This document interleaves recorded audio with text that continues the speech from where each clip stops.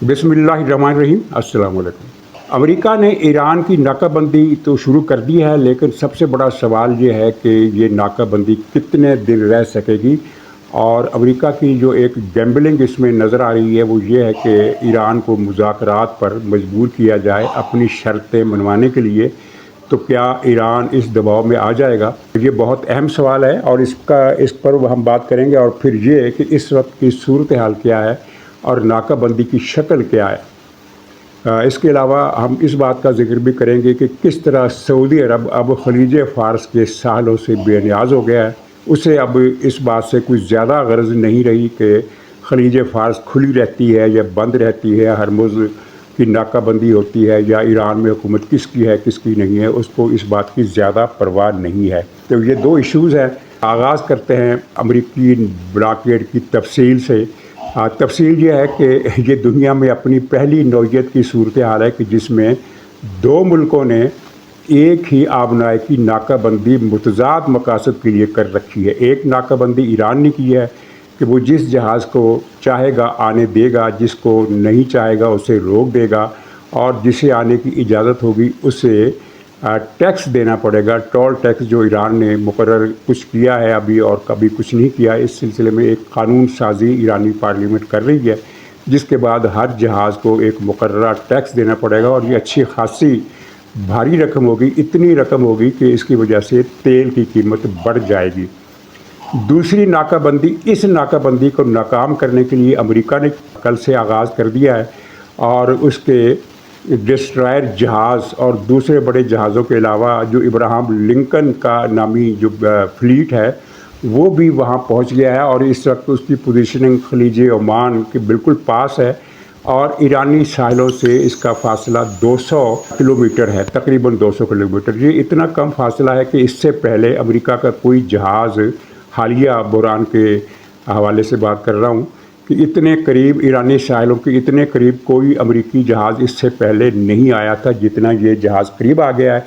इसके अलावा नाकाबंदी के लिए दरकार मुख्तलिफ़ जहाज़ खलीज ओमान से बाहर बहरा हिंद के किनारे और मुख्तलिफ़ इलाक़ों में तैनात हैं, जबकि अमेरिका के पास इस ऑपरेशन के लिए कोई जहाज़ ईरान की बंदरगाहों पर ना जा सके। मतलूबा तादाद में हेलीकॉप्टर भी मौजूद हैं और दूसरा असला, गोला बारूद, मिज़ाइल, ड्रोन, तैयारे, जो चीज़ें अमेरिका को चाहिए वो सारी की सारी मुकम्मल हैं। तो इसकी वजह से ईरान को कितना नुकसान होगा, क्योंकि ईरान की तेल की बरामदात रुक जाएंगी। हर आने जाने वाले जहाज़ को अमेरिका से पूछ कर इजाज़त लेकर अंदर जाना पड़ेगा, बल्कि अमेरिका उसे रोक देगा। ईरानी बंदरगाहों तक कोई जहाज़ पहुँच न पाए, इस बात को यकीनी बनाएगा और जो जहाज़ इसकी ख़िलाफ़ वर्जी करेगा उसे रोक लिया जाएगा, वापस कर दिया जाएगा, या फिर अमेरिका चाहेगा तो उसे ज़ब्त भी कर लेगा, यानी अपने कब्ज़े में ले लेगा। तो इसकी वजह से ईरान की तेल की बरामदात रुक जाएंगी। इसका ईरान को कितना नुकसान होगा, इससे पहले हम ये सोचते हैं कि अमेरिका ये पाबंदी कितनी देर तक लगा सकता है, कितनी देर तक ये नाकाबंदी जारी रह सकती है। इसलिए कि इस नाकाबंदी की वजह से दुनिया में तेल की कीमतें बहुत ज़्यादा बढ़ जाएंगी। अभी जो पहली किस्त आई है इस नाकाबंदी के बाद वो ये है कि $100 फ़ी बैरल तेल फिर हो गया, जो इससे पहले कम हो गया था। लेकिन जो पहली किस्त है ये तेल इससे ज़्यादा महंगा होगा और मुसलसल महंगा होता चला जाएगा। और जब ये तेल महंगा होगा पूरी दुनिया की मईशत को मुतासर करेगा, अमरीकी मईशत को भी मुतासर करेगा। अमरीका में भी तेल की कीमतें बढ़ जाएंगी तो अमेरिका पर भी दबाव पड़ेगा, यानी दबाव अपने अवाम का दबाव भी पड़ेगा जिनको ज़्यादा महंगा तेल ख़रीदने को मिलेगा, और दुनिया के दूसरे मुल्कों का दबाव भी अमेरिका पर पड़ेगा जो इस सूरत हाल के लिए तैयार नहीं है।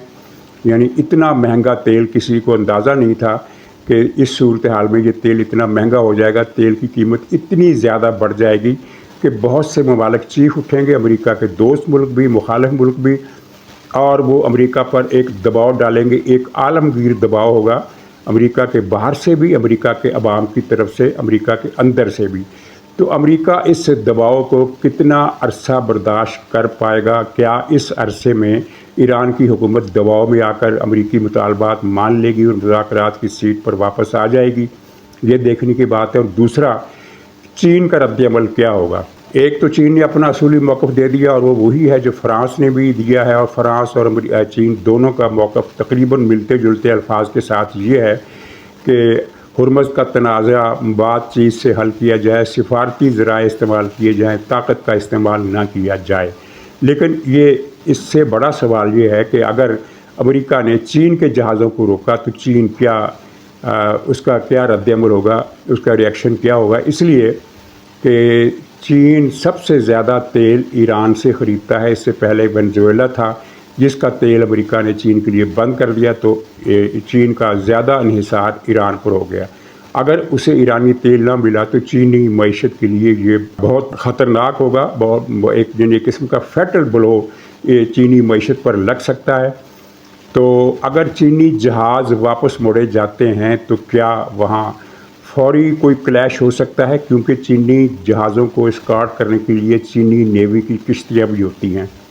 کوئی چینی فلیٹ تو اس علاقے میں نہیں ہے، لیکن چینی کشتیاں اپنے جہازوں کو اسکارٹ کرتی ہیں، تو کیا وہ ایران کے امریکہ کے ساتھ کوئی جھڑپ چھوٹی موٹی کر سکتی ہیں، کسی جھڑپ میں ملوث ہو سکتی ہیں؟ اگر ایسا ہوا تو پھر تو معاملہ اور زیادہ خطرناک ہو جائے گا۔ تو اب یہ ایک اندازہ ہے کہ اگر یہ ناکہ بندی امریکہ کی کامیاب رہی، اور وہ کامیاب تو ہو سکتی ہے، امریکہ کے پاس بہت زیادہ وسائل اس علاقے میں ہیں، وہ کافی عرصے سے بلڈ اپ کر رہا ہے، وہ سارا بلڈ اپ اپنی جگہ جوں کا تو موجود ہے۔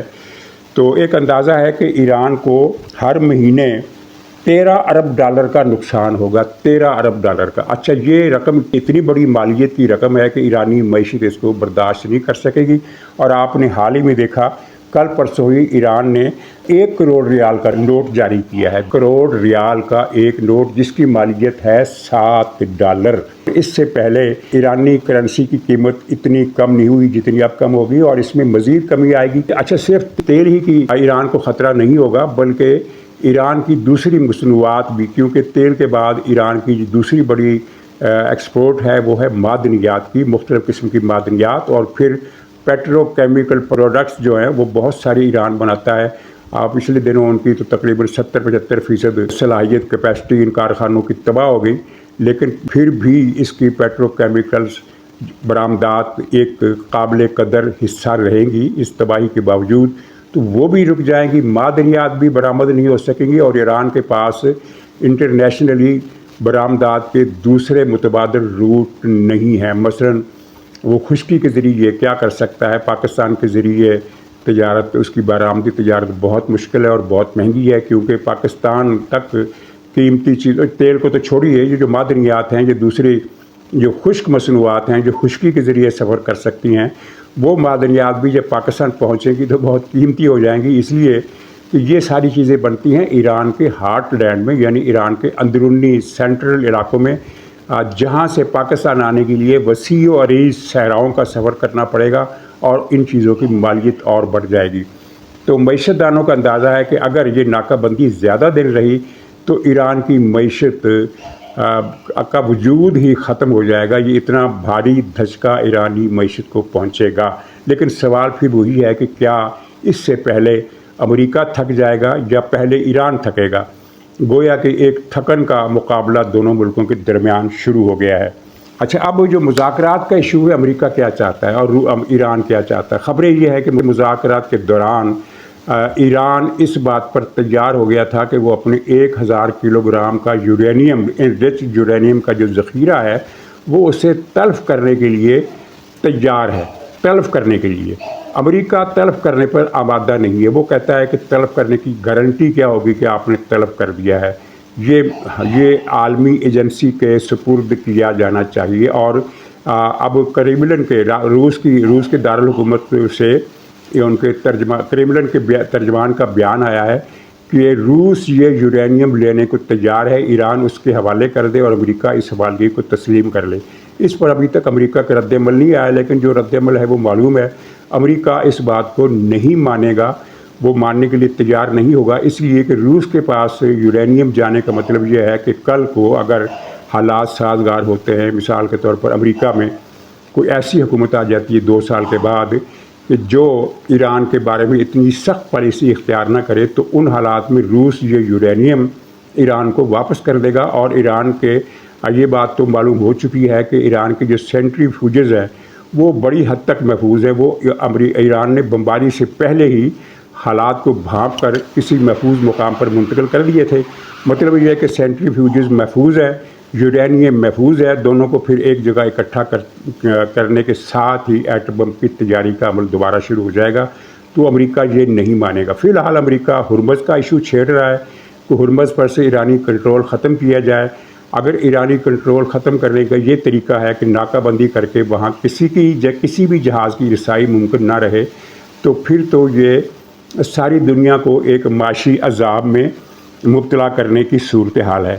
اچھا، ایک خبر یہ بھی ہے کہ امریکہ اس دوران یعنی سیز فائر کے باوجود ایران پر محدود حملے شروع کرنے کا فیصلہ کر چکا ہے. ہو سکتا ہے یہ سیز فائر کی جو تاریخ ہے گزرنے کے بعد حملے شروع کیے جائیں یا اس دوران ہی حملے شروع کر دیے جائیں. اس کے علاوہ یہ بھی خبریں سامنے آئی ہیں امریکی میڈیا کی طرف سے کہ وینزویلا کی طرح کا آپریشن ہوگا، یعنی پہلے ناکہ بندی پھر ایران میں رجیم چینج. اب یہ بات نظر آ رہی ہے کہ امریکہ اس معاملے کو تب تک کھینچے رکھے گا جب تک کہ وہ رجیم چینج میں کامیاب نہیں ہو جاتا.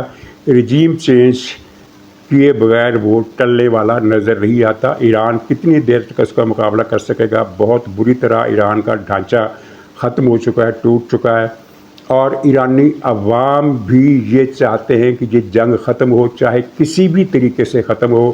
اور جو ایران کے اندر کی جو صورتحال ہے وہ آپ کے علم میں بھی ہے. تو یہ معاملہ ایران کے لیے بھی، ایرانی رجیم کے لیے بھی خاصا تشویشناک ہو سکتا ہے. اچھا، دوسری طرف اسرائیل کے حملے جاری ہیں لبنان پر، اور وہ ان میں شہری بڑی تعداد میں مارے جا رہے ہیں. اگرچہ ایک بنت الجبریل کوئی اس نام کا قصبہ ہے، تو وہاں جو جھڑپیں ہوئی ہیں ان میں پچھلے 3 دن میں کوئی حزب اللہ کے 100 کے قریب گوریلے مارے گئے ہیں. لیکن اس کے علاوہ بھی لوگ مارے جا رہے ہیں، شہری مارے جا رہے ہیں. ایک ہی گھر کے 4 افراد کل مارے گئے. یعنی شہریوں کی ہلاکت کی اسرائیل پرواہ نہیں کر رہا، اور امریکہ بھی اس کا کوئی نوٹس نہیں لے رہا. اول تو لبنان میں یہ جو میدان جنگ بن گیا ہے اس کا نوٹس نہ لیا گیا، تو لبنان جو پہلے ہی بہت بری طرح تباہ ہے مزید کھنڈرات میں بدل جائے گا. اور اس وقت جنوبی لبنان کی حالت بالکل ویسی ہی ہو گئی ہے جیسی غزہ کی تھی. اور چین، روس، کسی میں اتنی ہمت نہیں ہے کہ وہ امریکہ کا ہاتھ روک سکے. بدقسمتی سے اس وقت دنیا یونیپولر بنی ہوئی ہے، اور یہ خوش فہمیاں کہ چین ایک بہت بڑی طاقت ہے دور ہو گئی ہے. تو لبنان میں بھی جنگ چل رہی ہے، اور نیتن یاہو کہتا ہے کہ لبنان کی جنگ تو جاری رہے گی، اس میں تو ہم کوئی وقفہ نہیں آنے دیں گے. اس کا کوئی تعلق اس سیز فائر سے نہیں ہے، بلکہ وہ تو اس سیز فائر کو بھی توڑنے کے درپے ہے.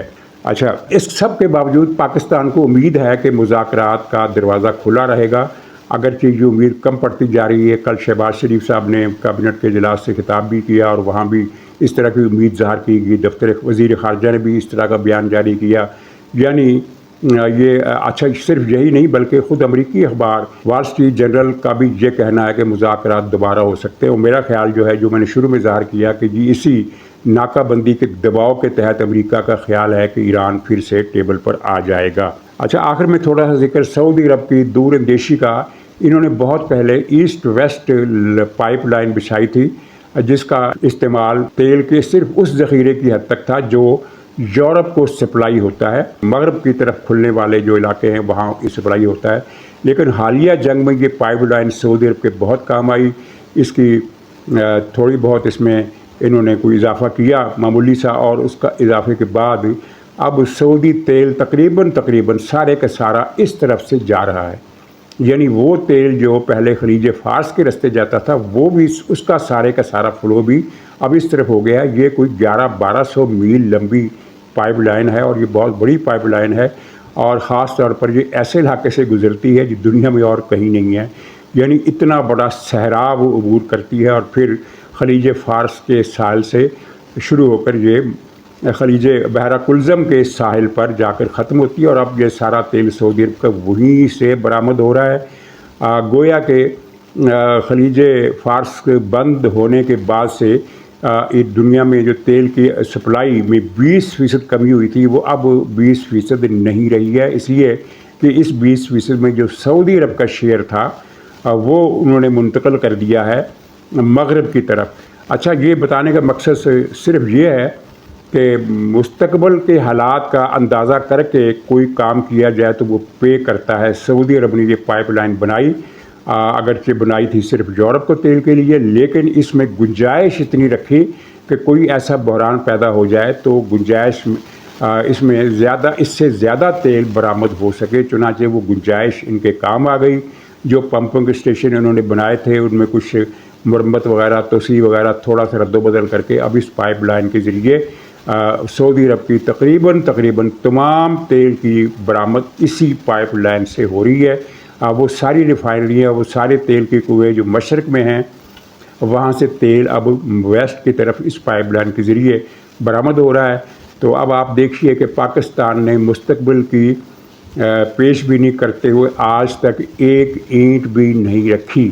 مستقبل کے لیے ایک بہت بڑا پروجیکٹ جس کو بالکل درست طور پر گیم چینجر کا نام دیا گیا تھا، وہ تھا سی پیک۔ اگرچہ اس میں زیادہ فائدہ چین کا ہونا تھا، لیکن جو فائدہ پاکستان کا ہونا تھا وہ بھی کم نہیں تھا، وہ بھی اتنا زیادہ تھا کہ پاکستان کی قسمت بدل جاتی۔